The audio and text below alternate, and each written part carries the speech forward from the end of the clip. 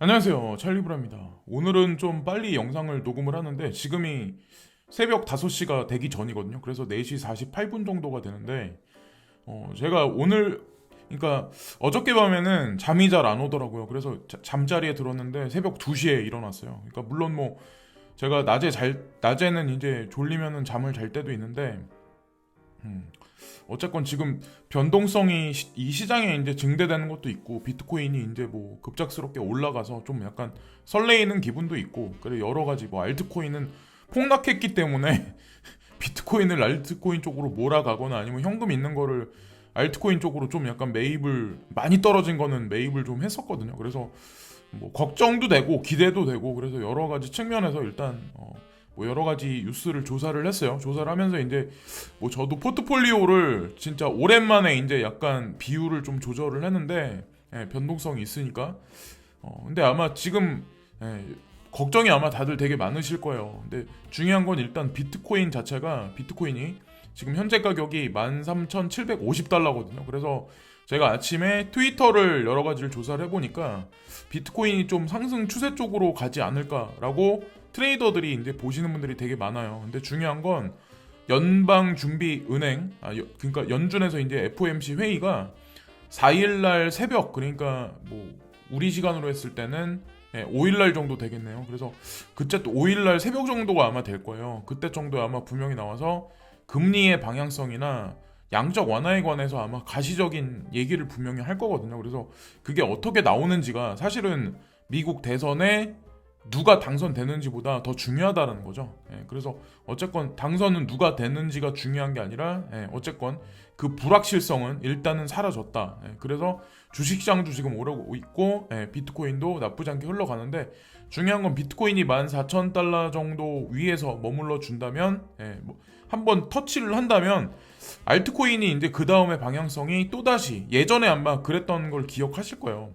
그 정도 가야 아마 이 친구들이 아마 다시 한번 반전을 그릴 거라고 이제 생각을 하고 요즘에 이제 뭐 중국권 관련해서 뭐 여러 가지 악재 뉴스들 그리고 버드 기사들이 난무하고 그런 루머들을 통해서 시장이 사실은 하향 트렌드를 계속 그리고 있었잖아요. 비트코인만 제외하고 알트코인 특히나 뭐 중국계 관련 뭐 여러 가지 코인들이 근데 제가 오늘 드리고 싶은 말씀이 있어서 이 기사를 캡처를 했는데 홍콩의 SFC는 모든 암호화폐 거래소를 규제해야 합니다. 이 뉴스가 더 블록 크립토라는 데에 나왔는데 제가 이제 드리고 싶은 말씀이 뭐냐면 여기 보면 이제 그런 얘기가 있거든요. 이 새로운 체제가 구축되면 홍콩의 모든 가상자산 거래 플랫폼은 작년에 도입한 기존 옵트인 프레임워크 또는 오늘 발표되는 제한된 새로운 라이센스 접근 방식 중 하나에 따라 규제, 감독 및 모니터링 됩니다. 이 얘기가 사실은 핵심이에요. 그러니까 이 규제라는 그 단어 자체를 보면 뭐 우리나라도 마찬가지로 규제라는 단어가 나오면 사실상 부정적이게 볼 수밖에 없지만 이 규제를 한다는 건 사실 통제를 하겠다는 의미고 통제를 하겠다는 의미는 사실 제도권으로 흡수하겠다는 의미일 수도 있거든요. 이거는 해석을 어떻게 부정적으로 하냐 긍정적으로 하냐에 따라서 이제 틀리긴 하겠지만 어쨌건 쿠코인부터 OKEX 그리고 후오비 거래소 그리고 뭐 중국발 뭐 어떤 이 버드 기사가 연타로 뭐 3타 4타 연타로 이렇게 나왔을 때는 분명히 이면에는 그들이 그리는 뭔가 꿍꿍이가 분명히 있다는 거죠. 그러니까 이런 기사를 보고 그냥 버드에 막 이렇게 휩쓸리지 마시고 그냥 긍정적이게 보시면 돼요. 어쨌든 이런 제가 이제 계속해서 몇 년 동안 이 시장에 있으면서 제가 느낀 거는 항상 버드가 그냥 주기적으로 계속 반복해서 나오면 그 구간이 지나면 오히려 뒤통수를 되게 많이 치더라고요. 그래서 지금 같은 경우는 그 스트롱 핸드가 있고 위크 핸드가 있어요. 위크 핸드라고 하면 WAK 그러니까 약한 손이라고 하죠. 그러니까 내가 왜 가상자산에 투자해야 하는지 그리고 왜 홀딩해야 하는지 왜 추매를 해야 되는지에 관해서 그 어떤 그 맹목적인 어떤 그런 게 그러니까 맹목적으로 그냥 목표 의식이나 논리적인 어떤 그런 단서가 없는 분들은 이 시장에서 이제 이런 기사 몇 개만 봐도 그냥 사람이 패닉해 버리거든요. 근데 어쨌건 그래서 지금 스트롱핸드하고 위크핸드는 좀 손절해서 나가시는 분들이 되게 많고 이 시장 자체를 떠나시는 분들도 되게 많고 손바뀜이 지금 이 시장에 지금 있는 것 같아요. 그리고 이 차트는 어떤 분이 이제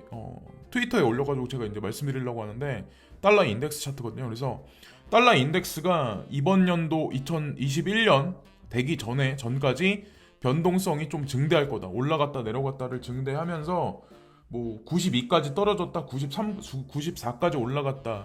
그렇게 하다가 삼각 수렴 결국에 찍고 나서 2021년 이 되기 직전에 12월 연말 정도 되면 급격하게 달러 인덱스가 하락을 할 거다. 이분이 FOMC 회의의 정책을 반영해서 이 차트를 그렸는지는 모르겠지만 대부분의 기술적 관점으로 이 시장에 접근하시는 차티스트 분들은 그런 정책은 반영을 안 하거든요. 그래서 그냥 기술적 관점으로만 이분이 보셨는데 FOMC의 전략하고 이 차트랑 대충 맞물려 보면 아마도 거대한 양적 완화가 진행돼서 달러 인덱스가 하락하는 거를 이 차티스트는 그리지 않았을까.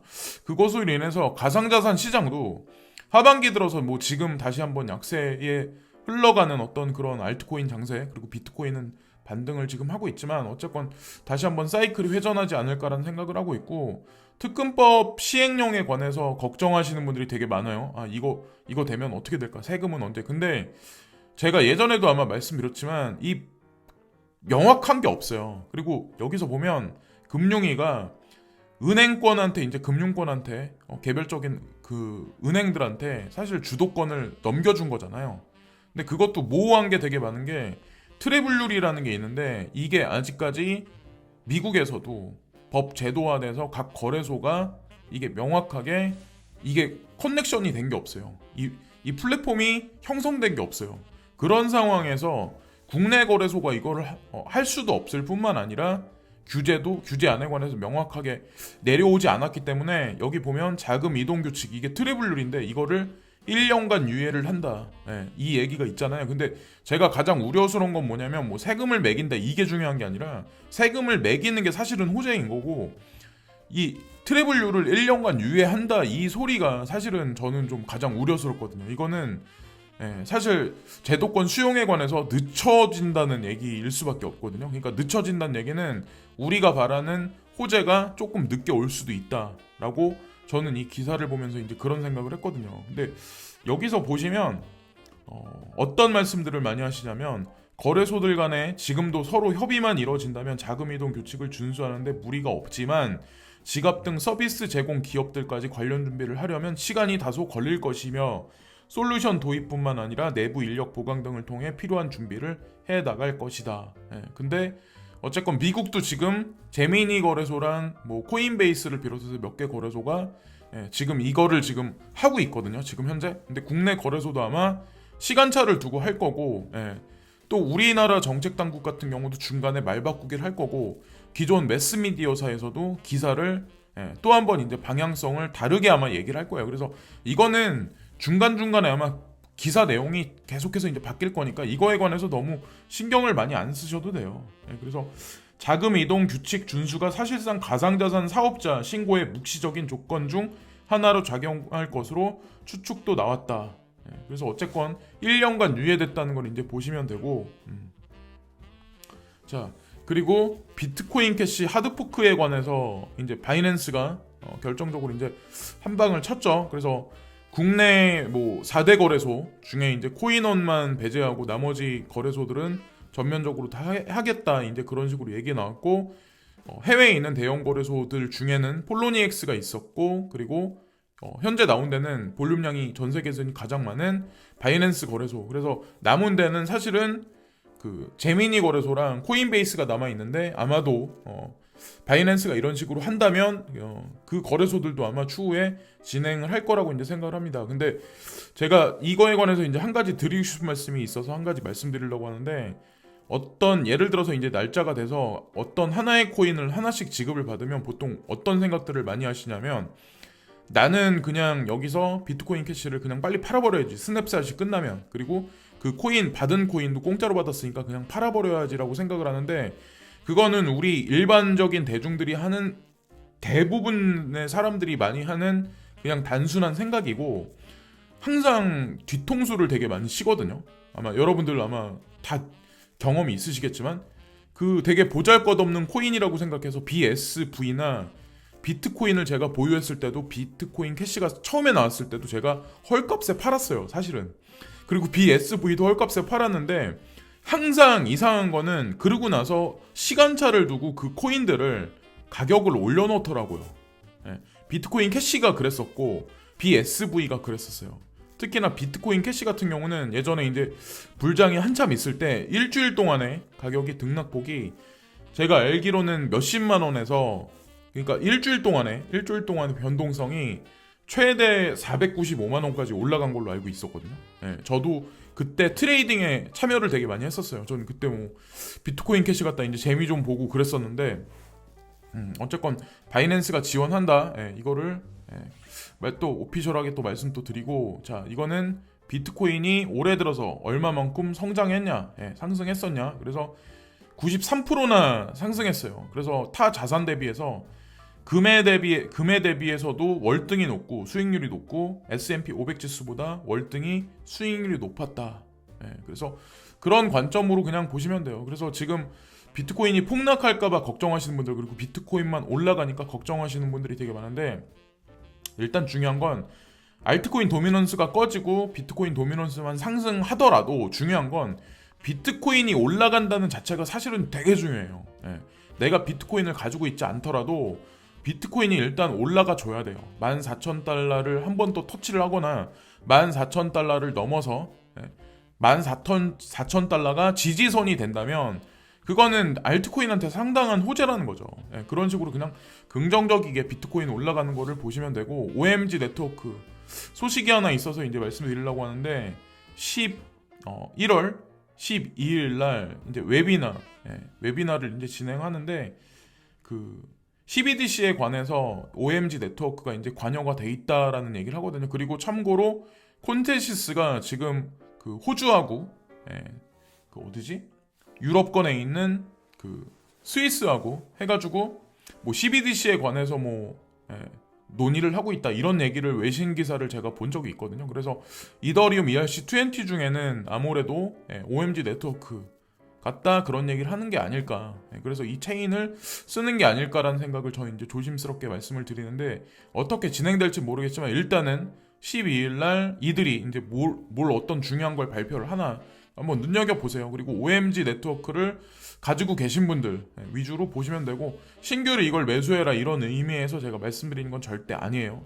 그래서 어쨌건 한 방에 있는 코인들이니까 그걸 또 보시고, 그리고 비트코인이죠. 비트코인 상승세가 왼쪽 같은 경우는 골드, 그리고 오른쪽은 지금 비트코인인데 보시면 똑같이 다 상승을 했어요. 그러니까 불확실성이, 선거가 이제 끝나면 그렇게 될 거라고 생각을 하는데, 일단 투표가 진행되고 나서부터는 주식시장도 올라갔고, 주식시장도 그렇고 금도 올라가고 비트코인도 지금 올라가고 있는 건 사실이긴 하거든요. 그래서 한 번 더 이제 말씀 또 드리고, 자, 그리고 이더리움에 관해서 이제 말씀을 드리려고 하는데, 이더리움이 지금 사토시가가 그리고 원화로 환산해서 맥을 못 추고 있어요, 비트코인에 대비해서. 근데 제가 정리해서 말씀을 드리면, 일단은 비트코인이 14,000달러를 어느 정도까지, 언제까지 이제 터치를 할지, 기간을 두고 터치를 할지 모르겠지만 14,000달러를 넘어갈 거라고 차티스트 분들이 말씀하시는 분들이 되게 많거든요. 근데 그 어느 시점이 되면 이더리움의 조정 국면이 끝나고 사토시가로 했을 때,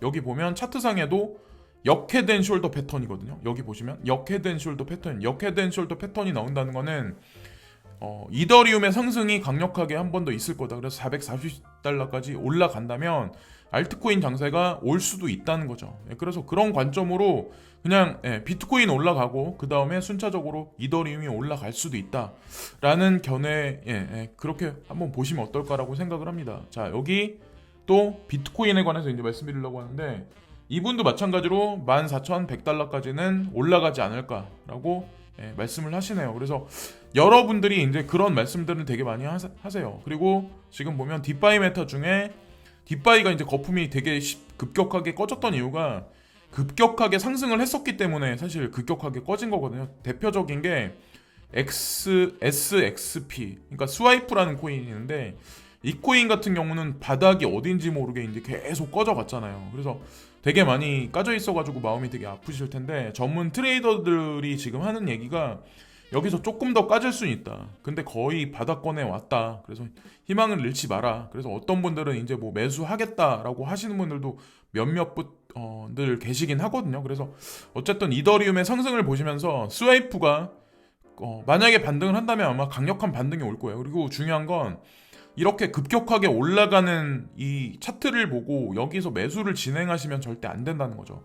이런 거는 극도로 위험하다고 이제 저는 생각을 하거든요. 특히나 극도로 빨리 올라간 건 급격하게 하락을 하니까 2017년 말에 우리 가상화폐, 가상자산 시장도 그런 일이 있었잖아요. 그래서 지금 사실은 비트코인이 시간차를 두고 이렇게 올라간 거는 사실 나쁘지 않다. 진짜 알트코인만 올라가 주면 되죠. 사실은. 자, 그리고 이건 비트코인 캐시인데 이 친구도 마찬가지로 계속해서 하락세만 지금 짙어지고 있고, 중국발 버드가 이제 난무하면서 루머가 창궐하면서 사실 뭐 대표적으로 많이 하락을 했죠. 메이저 코인 중에는 사실은. 근데 제가 이제 한 가지 드리고 싶은 말씀이 있는데, 이건 코인베이스 차트인데 많이 하락을 했어요. 근데 이례적인 건 뭐냐면 OTC 마켓에서, 이게 그레이스케일 자산운용사 OTC거든요. BCH거든요. 근데 여기서 보시면 엄청나게 많이 하락을 하다가 어느 시점부터 올해 어느 시점부터 지속적으로 상승을 해요. 10월 달부터 해가지고. 그러니까 누군가는 OTC에서 지금 BCH를 매수를 하고 있다는 거죠. 그래서 어쨌건 그냥 이것도 한번 그냥 쭉 지켜보세요.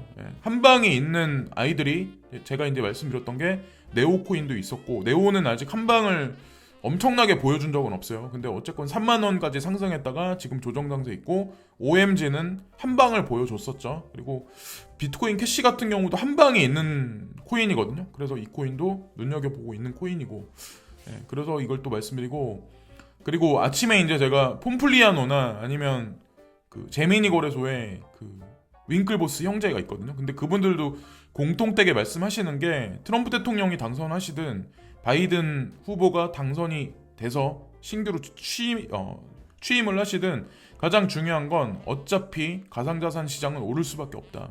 비트코인을 필두로 해서. 그런 말씀들을 왜 하시냐면, 민주당이든 공화당이든 어차피 그들이 정해놓은 양적 완화의 수준이 있어요. 거의 2조 달러를 상회하는 정도가 되거든요. 그래서 공화당 같은 경우는 2조 달러 정도를 상한선으로 보고 있고, 민주당은 양적 완화를 진행하면 진짜 많이 할 거예요 아마.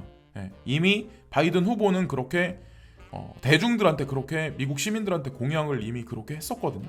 그래서 그 문제도 쭉 지켜보세요. 단기적으로 변동세가 뭐 급격하게 어느 시점까지 있을 수는 있긴 하지만, 어쨌건 장기적으로 돈은 시중에 이렇게 풀릴 수밖에 없다. 금리에 관해서도 결국엔 내려갈 수밖에 없다. 이 관점으로 그냥 가상자산 시장은 편안한 마음으로 그냥 보시면 되고, 불확실성이 좀 약간 해소가 되면서는 S&P 500 지수, 나스닥, 다우존스가 전반적으로 1.69%, 1.63%, 1.92%. 그래서 처음에 초반에는 2% 정도씩 다 올랐었거든요. 그래서 이렇게 됐는데 내일이구나. 내일 모레 새벽 정도가 될 수 있고, 내일 뭐 밤 정도가 될 수도 있지만, 연준 회의가 3일에서 4일 날 있거든요. 그래서 4일 날 깊은 밤이나 5일 날 새벽 정도에 연준에서 제롬 파월 연준 의장이 뭐라고 얘기를 하는지, 그거에 따라서 다시 한번 장세에 아마 변화가, 변곡점이 올 거라고 생각합니다. 자, 금은도 올랐어요. 오르긴 올랐어요. 비트코인에 비하면 뭐 수익률로 봤을 때 그렇긴 하지만, 그래서 오늘은 좀 방송을 좀 빨리 했는데, 저도 이제 좀 약간 들뜬 마음도 있었고, 그리고 당선을 누가 될까, 그래서 당선이 되는 거는 그게 우리가 알 수 있는 시점은 뭐 한국 시간으로 오늘 오전이 된다는 고 말씀하시는 분들도 있고, 오후 한 1시나 2시 정도 돼야지 그 결과가 나온다는 분들도 있는데, 저는 누가 됐든 상관은 없어요. 어차피. 지금까지 찰리 브라운이었고요. 지금까지 시청해주신 모든 분들께 진심으로 감사를 드리고요. 구독과 좋아요 끝으로 부탁드립니다. 그래서 불안한 이런 장세에서 마음 아프신 분들, 내가 왜 코인 투자해서 이렇게 마음 아파, 이렇게 하신 분들도 많겠지만, 그 결말의 끝은 분명히 와요. 계속 영원히 계속 어둠만 있겠어요. 해는 분명히 떠오른다. 항상 해가 지면 해는 떠오르고, 항상 그러니까. 오늘도 감사합니다.